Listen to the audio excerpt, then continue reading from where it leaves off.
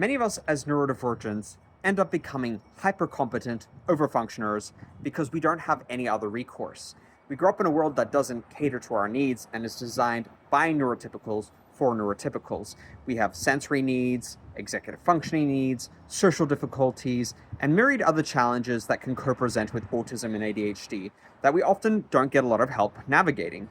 We become acutely aware of our differences and our challenges at an early age because we see our peers in kindergarten, preschool, elementary, being able to succeed at some of the basic tasks that we ourselves can't, or not without great difficulty at the very least. And they're able to adapt to the school environment, to sitting in class, to doing certain kinds of work, to focusing, to communicating in socially agreed upon or normalized ways. And we find that our way of thinking, being, and communicating is seen as weird and abnormal and difficult or lazy or stubborn or disruptive. And we internalize the message that there is something inherently wrong with us. And if we're going to succeed, if we're going to have social acceptance, if we're not going to get into trouble, we have to prime ourselves constantly to be the best at what we do, to punch above our weight, to overcompensate for our difficulties, which we haven't been given a manual on how to manage, and we often don't get a lot of help managing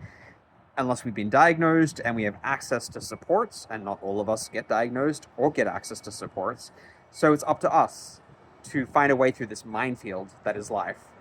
unassisted, without a lot of insight about the challenges, to find workarounds, hacks, shortcuts, ways that we can manage and meet expectations, if not exceed expectations, because to do otherwise is tantamount to being a failure, a useless person, an idiot, and all these other negative labels that are applied to us when we don't succeed, when we don't meet expectations of neurotypicals. We internalize that and we live in perpetual fear that we're going to be failing in some way and not hitting the bar and not measuring up. And that sense of inferiority propels us to overcompensate, to overperform. And again, if we are also struggling with those other co-occurring challenges, in my case, motor skills differences, sensory differences, undiagnosed hypermobility, and all the myriad health problems and complications that come with it, including IBS, mast cell activation syndrome, we have to figure out ways to survive, to navigate social environments, sensory environments, our physical needs and aptitudes, and all while presenting a calm, competent facade, conveying to people that we've got it, everything's in hand, we're managing, because we know often that we can't ask for help because we have asked for help and we've often had a door shut in our faces, or we've been told we should figure it out by ourselves, that we should be able to do this kind of thing. And that is internalized as should statements. We start to perceive that, we can't succeed.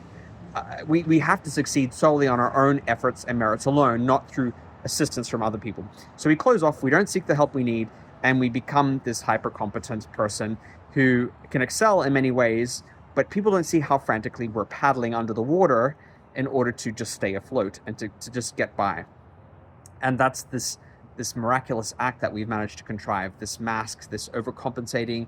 camouflaging and presenting the self that we think we need to present to be socially accepted and to be seen as normal and to succeed in careers, personal relationships, schools, because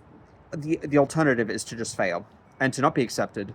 to, if we don't put all that effort in, we can't survive and we can't hit the bar, and therefore we fail and we're socially rejected, we're not successful in our work, we can't get promoted, we can't get jobs, we can't get hired, we can't stay in relationships, people don't want to remain with us, people don't want to accept us as friends. And so the recourse is so abominable for many of us that we feel nothing but this internalized pressure to constantly succeed. And we end up becoming perfectionists, overachievers, we become workaholics. And life is not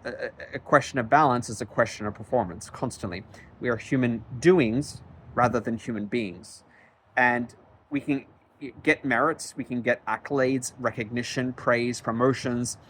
and nothing is ever enough, because that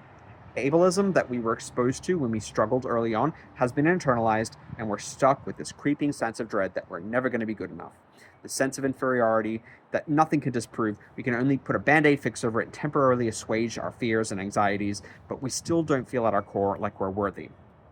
Have you struggled with this as a neurodivergent person, or struggled with many of the manifestations of overcompensation or overperforming, like workaholism,